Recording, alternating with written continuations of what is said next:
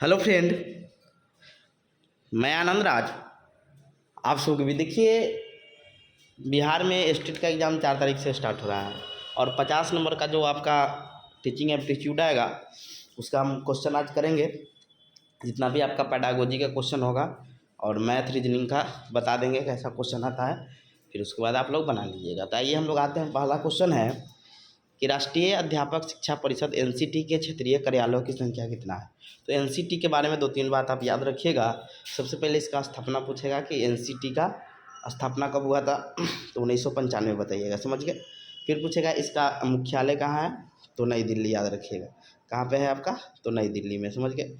तीसरा बात याद रखिए कि एनसीटी के क्या कार्य है, तो जितना भी आपका डीएड है, डीएलएड कॉलेज है, बीएड कॉलेज है, एमएड, ये सब जितना भी कॉलेज है वो सब के क्या होता है कि मान्यता देता है, पाठ्यक्रम का निर्माण करता है। समान पाठ्यक्रम का निर्माण एनसीईआरटी करता है, एनसीईआरटी।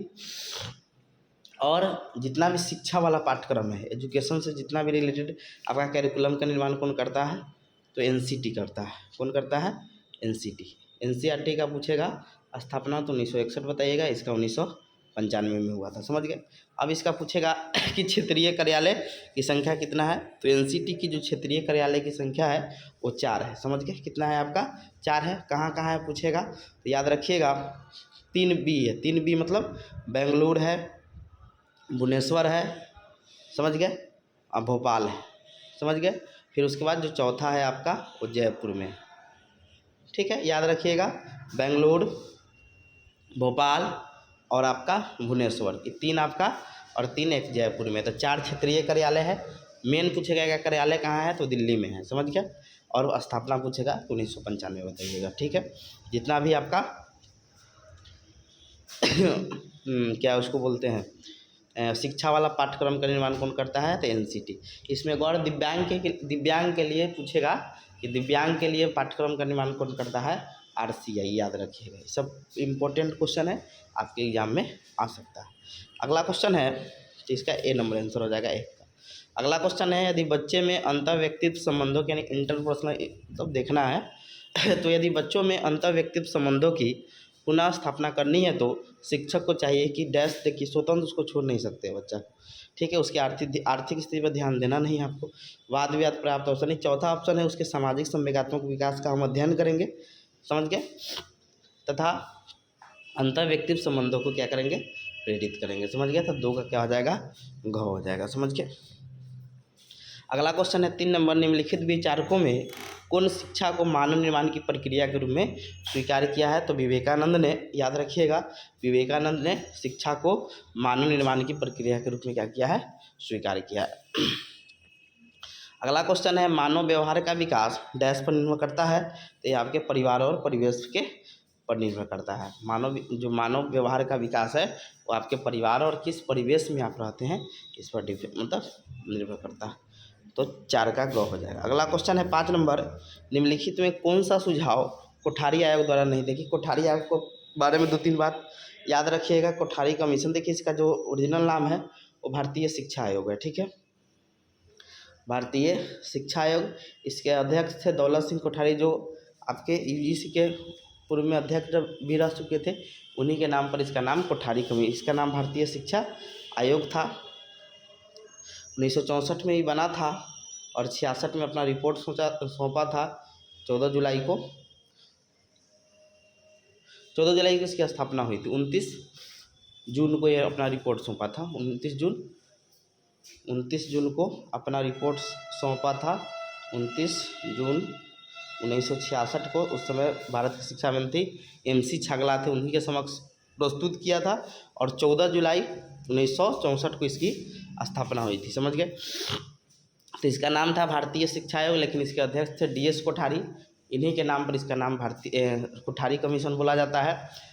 इसमें 2-3 बात याद रखिएगा कि इसने सुझाव दिया था 10+2+3, यानी मैट्रिक में पहला एग्जाम होना चाहिए सबसे पहले, फिर उसके बाद 12th का, फिर उसके बाद 3 साल का ग्रेजुएशन, समझे। ये बात मैंने पूछा किसने सुझाव दिया था, तब आप बताइए, कोठारी कमीशन। दूसरा बात याद रखिए इसमें 17 को सदस्य था, ठीक है, ये सब याद रखिएगा। और ये त्रिभाषा सूत्र पर भी ये जोड़ दिया हुआ था, ये भी याद रखिएगा। तो ये क्वेश्चन है, निम्नलिखित में कौन सा सुझाव कोठारी आयोग द्वारा नहीं दिया गया था, समझ गए। तो देखिए, सभी बच्चों को प्राथमिक शिक्षा मातृभाषा देना, बिल्कुल कहा गया था कि सभी बच्चों को जो प्राथमिक शिक्षा देना है, प्राइमरी एजुकेशन देना है, वो मातृभाषा में, मतलब उसके जो मातृभाषा होगा उसमें देना है। दूसरा है पहली सार्वजनिक परीक्षा का मतलब, जैसे हम लोग मैट्रिक का एग्जाम पहला बार देते थे ना, पहला बार जाकर सब साथ में मिलकर, तो पहली सार्वजनिक परीक्षा 10 वर्ष की विद्यालय शिक्षा पूरी होने के बाद हो, समझ गए। तो ये भी आपका उनके द्वारा कहा गया था, समझ गए। तीसरा है कि विषय विभाजन कक्षा 9 के बदले कक्षा 10 में हो, यानी नई शिक्षा नीति अभी लागू होने से पहले हम लोग का जो 10th के बाद ही सब्जेक्ट विभाजन होता था कि आपको आर्ट लेना है, कॉमर्स लेना है कि साइंस लेना है, ये भी सही था।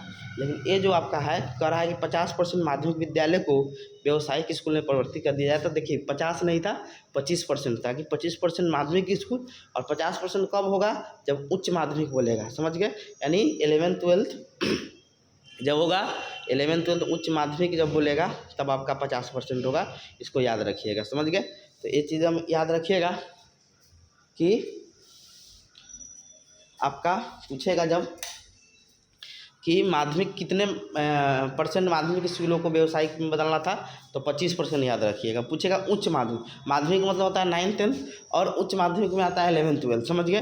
तो 25% आपका माध्यमिक हो जाएगा, और उच्च माध्यमिक कितना हो जाएगा आपका, तो 50% हो जाएगा, इसको याद रखिएगा। और ये गलत है, यहाँ पर 25 होना चाहिए, 50 दिया है, इसलिए 5 का ग हो जाएगा, घ हो जाएगा, सॉरी 5 का घ हो जाएगा, यानी 50% नहीं, यहाँ पर 25 होना चाहिए, गलत बोल रहा है, इसलिए आपका घ हो जाएगा इसका आंसर, 5 के घ। छठा क्वेश्चन है, निम्नलिखित में कौन सा बालक के सामाजिक विकास को प्रभावित नहीं करता है। तो देखिए उसका ज्ञान भी अब मान लीजिए आप सामाजिक ज्ञान आप में नहीं होगा, तो आप क्या होगा, सामाजिक विकास क्या होगा कि प्रभावित होगा उससे। भाषाई कुशलता, बोलने का तरीका, ये जो तर्क शक्ति है, तर्क शक्ति मतलब सोचने का अति होता है, तो उसमें सामाजिक ज्ञान में तर्क शक्ति का कोई योगदान नहीं, वो मैथ बनाने में काम देता है, सोचने में। तो आपका गो क्या हो जाएगा, ये प्रभावित नहीं करता तर्क शक्ति। किसी में तर्क शक्ति होगा लेकिन उसमें क्या होगा, समाज में नहीं रह पाता है, समझ गए। तो ये प्रभावित तर्क शक्ति नहीं करता है, ठीक है। आंसर 6 के ग हो जाएगा, सॉरी ख हो जाएगा, ख हो जाएगा। अगला क्वेश्चन है, इनमें से कौन बाल विकास को प्रभावित करने वाले आंतरिक कारकों में से नहीं है। आंतरिक मतलब हमारे से जुड़ा हुआ हो, जो देखिए बुद्धि भी हमसे जुड़ा है, मानसानुगत कारक भी हमसे जुड़ा हुआ है, और शारीरिक कारक भी जुड़ा हुआ है, लेकिन भौतिक वातावरण जो होता है, परिवेश होता है, ये हमारे आंतरिक कारक से नहीं है, बाह्य कारक है, इसीलिए इसका आंसर क्या हो जाएगा, ग हो जाएगा, समझ गए। क्या हो जाएगा आपका, 7 का ग हो जाएगा। 8 नंबर है कि कक्षा में तिरस्कृत बालक, यानी उसको इग्नोर कर दिया गया है बालक को, तो वो संभावित व्यवहार करेगा। तो ऐसे बच्चा उदासीन व्यवहार करता है, कैसा व्यवहार करता है, तो उदासीन व्यवहार, न्यूट्रल रहेगा, कुछ बोलेगा नहीं, उदासीन व्यवहार करता है, यानी 8 का क हो जाएगा। अगला है ज्ञान मीमांसा। देखिए आप दर्शन पढ़े होंगे, तो दर्शन का 3 शाखा होता है, ज्ञान मीमांसा, तत्व मीमांसा और मूल मीमांसा पढ़े होंगे आप लोग कि 3 आपका क्या होता है, शाखा होता है, ज्ञान मीमांसा, तत्व मीमांसा और मूल मीमांसा, ठीक है। तो ज्ञान मीमांसा का अर्थ होता है ज्ञान की प्रकृति का अध्ययन करना, मूल में होता है, मूल मीमांसा में मूल्य की प्रकृति का अध्ययन करना, और तत्व मीमांसा में है मानव की प्रकृति का अध्ययन करना। ये 3 है, याद रखिएगा। तो इसका 9 का क्या हो जाएगा आपका, 9 का ग हो जाएगा, ज्ञान की प्रकृति का अध्ययन करना। अगला है 10 नंबर, महायान के अनुसार क्या है। देखिए आप लोग पढ़े होंगे कि राजगीर में वैशाली में जो दूसरा बौद्ध संगति हुआ था, उसके बाद बौद्ध धर्म 2 भागों में बट गया, महायान और हीनायन में बट गया, समझ गए, हीनायन में, समझ गए। तो याद रखिएगा कि पहला जो बौद्ध संगति आपका राजगीर में हुआ था, अजातशत्रु के नेतृत्व में, फिर उसके बाद कालाशोक के नेतृत्व में हुआ दूसरा राजगीर में, तीसरा हुआ पाटलिपुत्रा में अशोक के नेतृत्व में। तो कहने का मतलब क्या हुआ, चौथा कनिष्क में हुआ था, कुंडल 1 में, कश्मीर में जो पड़ता है, याद रखिएगा, पूछा जा सकता है, ठीक है। तो कह रहा है महायान के अनुसार, तो देखिए तो 2 भागों में बट गया, महायान और हीनायन, समझ गए। तो महायान के अनुसार क्या था कि अधिकतर मनुष्यों के लिए निर्माण मार्ग अकेले ढूंढना क्या है, मुश्किल है, सबसे ही संभव नहीं, यानी 10 का ख हो जाएगा। अगला क्वेश्चन है कि बालक के सामाजिकरण की प्रक्रिया कहाँ से आरंभ होती है, तब जानते हैं जन्म से स्टार्ट होता है। अगला है सामाजिक विकास का सिद्धांत किसने दिया था। देखिए आप जानते होंगे सामाजिक विकास पर कौन जोर दिया है, तो भाई उसके जोर दिए हुए हैं अगला है 13 नंबर, कक्षा शिक्षण डैश होनी चाहिए, तो कक्षा शिक्षण कैसा होना चाहिए? बाल केंद्रित होना चाहिए, समझ गए। अगला है 14 नंबर, एनसीएफ 2005 का अर्थ क्या था? एनसीएफ का फुल फॉर्म होता है नेशनल करिकुलम फ्रेमवर्क 2005, यानी ग हो जाएगा। अगला है 4 आपका एनसीएफ आया हुआ है, समझ गए। सबसे पहले आपका 1975 में आया था, फिर 88 में, फिर उसके बाद 2000 में, और फिर 2005 में, फिर सुनना है 2020 में भी आया है, लेकिन सबसे पहले आपका 1975 में आया था। अगला है, इनमें से कौन सा राष्ट्रीय पटचर्या की रूपरेखा 2005 के मार्गदर्शक सिद्धांत? देखिए 5 मार्गदर्शन सिद्धांत दिए गए थे एनसीएफ में, जिसमें आपका पहला भी है कि ज्ञान को स्कूल के बाहरी जीवन से जोड़ना है, पढ़ाई रटन प्रणाली से मुक्त हो, यानी रटन प्रणाली पर नहीं हो, तो ये भी आपका सही है। परीक्षा के लचीला बना था, गतिविधि से जोड़ना था। फिर उसके बाद चौथा था कि राष्ट्रीय मूल्य का विकास होना चाहिए, समझ गए। वास्तविक जीवन से जोड़ना, ऐसा 5 आपका था। इसका आंसर हो जाएगा, इसमें से कोई नहीं है, समझ गए। तो सिद्धांत है क्या, इसमें से कोई नहीं, यानी 15 का ग हो जाएगा, ग हो जाएगा, घ हो जाएगा, सॉरी 15 क्या हो जाएगा, घ हो जाएगा। इनमें से कोई नहीं, आपका 15 का आंसर हो जाएगा, इनमें से कोई नहीं। अगला है, जब एक भाषा के वाक्य में दूसरी भाषा के शब्द दिखते हैं, इसको हम कोड मिक्सिंग करते हैं। क्या कहते हैं? कोड मिक्सिंग कहते हैं इसको। क्या कहते हैं? Code mixing. अगला क्वेश्चन है कि खाना बनाना मर्दों का काम नहीं, ये क्या है? लैंगिक पूर्वाग्रह है, समझ गए, लैंगिक पूर्वाग्रह। अगला क्वेश्चन है कि इनमें से कौन सा व्यक्तिगत विभिन्नता जानने की विधि नहीं है? देखिए परीक्षण विधि से भी आप जान सकते हो, उपलब्धि परीक्षण से भी जान सकते हैं, बुद्धि परीक्षण से भी व्यक्तिगत विभिन्नता को ना, लेकिन इनमें से कोई क्या हो जाएगा, आंसर हो जाएगा, इसमें से कोई नहीं है, समझ गया। तो आंसर हो जाएगा आपका 16 बोला 18 का घ हो जाएगा।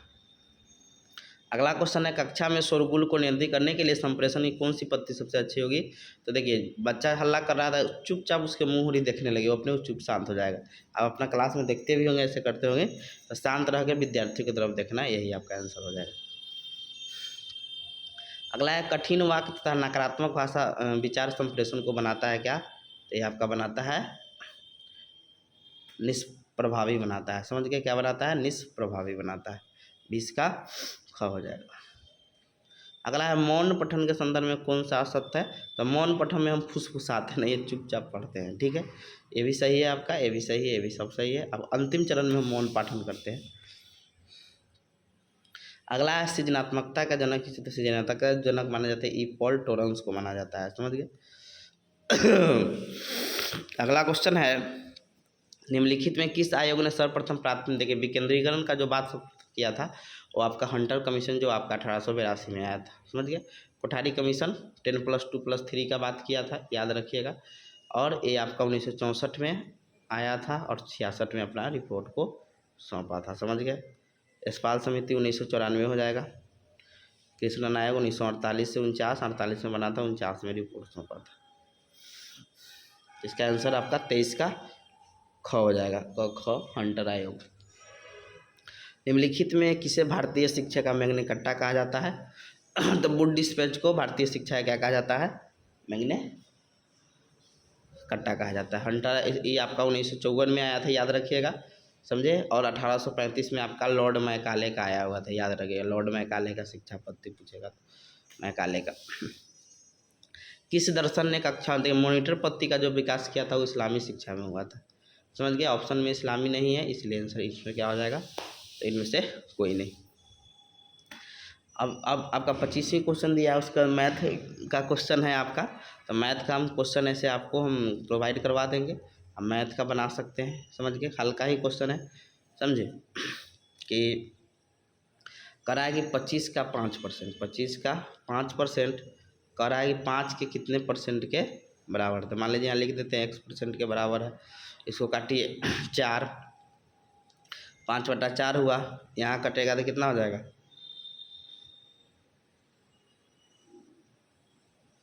20। तब x का मान लीजिए x% है, तो यहाँ पे मान लीजिए हम 25 रखेंगे, ऑप्शन बाई ऑप्शन 25, तो यानी ये आपका 25% के क्या है, यहाँ 25 रखेंगे तो नहीं आ जाएगा, 25/20 कटेगा तो 5/4 हो जाएगा, यानी आपका 25% के बराबर है। हल्का ही क्वेश्चन है, भारी सब नहीं है। वह कौन सी संख्या है जिसे 5 से गुना करने पर 80 बढ़ जाता है। तो अब बाई ऑप्शन चल जाइए, 5 से गुना करेंगे तो कितना हो जाएगा 100, तो 80 बढ़ गया ना, 20 था 100 नहीं, 80% 80 बढ़ गया यानी 100 हो जाएगा। इसको जोड़ देना है, बन जाएगा, x का वैल्यू निकल जाएगा। इसको जोड़िएगा, कहाँ गया, इसको इधर भेज दीजिए, घट जाएगा तो 1.12 हो जाएगा, इधर जाएगा, मतलब घट के आपका उसी के करीब में घटाइएगा आपका, ये फिर इधर जाएगा, घटाइएगा तो आपका आ जाएगा। कोई बड़ा क्वेश्चन ही नहीं है, जोड़ के बना सकते हैं। अगला है कि राहुल के पिता की उम्र इतना है, इजी है बनाना, सिंपल है, इसको बना सकते हैं। राहुल के पिता की उम्र, राहुल की उम्र से पिता का 3 हो जाएगा और इसको 1 हो जाएगा। 12 वर्ष बाद राहुल के पिता की उम्र, राहुल की उम्र दोगुनी हुई, 2 हो गया, 1 हो गया। यहाँ 12 कर दीजिए, 12 कर दीजिए, इसका रेशियो में निकालिएगा तो 3 और 2, 3 और 2 यानी 1 का रेशियो बराबर हो जाएगा 24, 12, 12 हो गया 1 का वैल्यू। तो पूछ रहा है इसका वर्तमान एज कितना होगा, तो 12 हो गया, तो 12 3 36 साल हो जाएगा किसका, उसके पिता का। 12 मानिए यही ना वर्तमान एज है, 1 का वैल्यू 12 आ गया, 12 3 36 12 यानी ए नंबर आंसर हो जाएगा। अगला है किसी आयत की लंबाई उसकी चौड़ाई कितनी गुनी है, यदि परिमिति इतना है तो आयत की लंबाई कितना होगा, निकाल दीजिए, बन जाएगा, इजी क्वेश्चन है। लंबाई उसकी चौड़ाई कितनी गुनी, लंबाई को हम मान लेते हैं, चौड़ाई को x मानते हैं, तो 3x हो जाएगा, हो गया। अब इसको बैठा दीजिए, 96 बराबर कर दीजिए, 2 कट जाएगा 2 से, तो हो जाएगा कितना 4 48, 48 बराबर हो जाएगा आपका कितना का x हो जाएगा 4x, कटेगा 12, x का वैल्यू 12 हो गया। तो आपका आयत की लंबाई पूछ रहा है, तो लंबाई कितना हो जाएगा 12 चौका 48, 12 तिहाई 36 हो जाएगा, ग नंबर। ठीक है, ऐसा का क्वेश्चन पूछे तो कुछ नहीं करना है। 10 माइनस 10 प्लस माइनस 10 गुना 10 होता है 100 बट्टा, प्लस होता है तो 0 हो जाएगा, 0 बट्टा घटेगा पूर्वत संख्या रहेगी, समझ गए।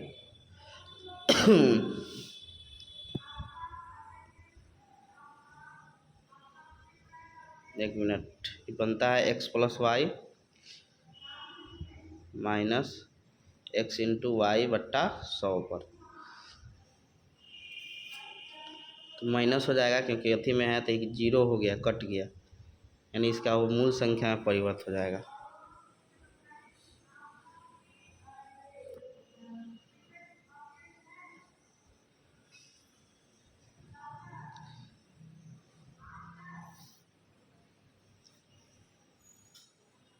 आगे है आपका प्रत्येक धनात्मक परिमेय संख्या 0 से क्या होती है, बड़ी होती है। ये 1 मिनट, हाँ ठीक है, 0 से बड़ी होती है। ए का व्युत्क्रम क्या होता है, आप भी को पता है, ए का व्युत्क्रम क्या होगा, ए मतलब 1 हो जाएगा, 1 बट्टा ए, 1 बट्टा घ हो जाएगा। ये मैथ का हल्का हल्का क्वेश्चन आता है, ये भी बन जाएगा, इसका 23 हो जाएगा, स्क्वायर करके 2 घट जाता है। इतना अनुपात में तीसरा बराबर है, तो आपका देखिए अनुपात में करा तो कटेगा, तो ये अनुपात में आ जाएगा, तो यही ख हो जाएगा। इसको भी निकाल सकते हैं, 3 लगातार सम संख्या बोल रहा है, x मान लीजिए पहला सम संख्या, दूसरा को x प्लस 2 और तीसरा को x प्लस 6 मान लीजिए, जोड़ दीजिए, x 3x माइनस हो जाएगा 208 घट जाएगा, तो 8 घटेगा तो 224 हो जाएगा, कटेगा ये 7 1, अरे नहीं कट रहा, कटना चाहिए, 6 2 8, 8 उधर घटेगा 26 होगा, यहाँ 26 होगा तभी नहीं कटेगा, 6 1 मिनट रुकिए तो कह रहा है कि यदि 3 लगातार सम संख्याओं का योगफल 234 हो तो संख्या क्या होगी। तो मान लीजिए पहला संख्या को x मानते हैं, दूसरा को x+2, तीसरा को x+4 बराबर कितना हो जाएगा 234। ठीक है, x 3x, एक घटेगा उधर से 6 घटेगा तो कितना आ जाएगा 6 घटेगा तो 200 कितना हो जाएगा 28 हो जाएगा। 3 से कटेगा ये 7 या 21, 1 18, हाँ 76 हो गया, 6 18। ठीक है, x का वैल्यू 76 आ गया। तो पूछ रहा है कि संख्या क्या होगी, तो 76 78 80 हो जाएगा, घ हो जाएगा क ख ग। ऐसे भी भाई ऑप्शन भी बनाते हैं ना तो ई कट जाता है, ये सब रेगुलर पूछ रहा है, ऐसे भी बना सकते थे इसको। हालांकि सम संख्या पूछ रहा है तो ये सब तो 69 होगा नहीं, 79 होगा नहीं, 72 के बाद 80 दे दिया तो ये भी नहीं होगा। पूछ रहा है कि लड़की की संख्या, देखिए कह रहा है कि 5/8 लड़के, तो लड़कियाँ क्या हो जाएगा 3/8 का वैल्यू दे दिया है 240, यानी कटेगा 80, ये हो जाएगा 640 हो क्या है लड़की है। तो पूछा है लड़कों की संख्या कितना होगा, तो निकाल दीजिए 640 का 5/8, घटा भी सकते हैं इसमें से तो आ जाता, तो ये हो जाएगा 80, 80 पर 400, 400 क्या हो जाएगा आपका लड़का का संख्या हो जाएगा। हल्का ही क्वेश्चन है ये सब बन जाएगा। कह रहे इतना में से कौन संख्या घटाए कि वह एक पूर्ण, घटा के देख लीजिए बन जाएगा, कोई बड़ा क्वेश्चन नहीं है समझे। अब रीजनिंग थोड़ा क्वेश्चन है, रीजनिंग का क्वेश्चन सब पूछा हुआ है कि 34 को 12 लिखते हैं, देखते हो क्या लिखेंगे। मोहन ने ये आपका पूछ दिया है रीजनिंग का ब्लड रिलेशन का क्वेश्चन, यानी रीजनिंग और मैथ आपका क्वेश्चन इसमें आएगा समझे। आप लोग समझ गए होंगे, ऐसे 1 2 सेट और करा देंगे, इतने कर लीजिएगा, आपका 50 नंबर में जो पैडागोजी पूछता है वो हो जाएगा।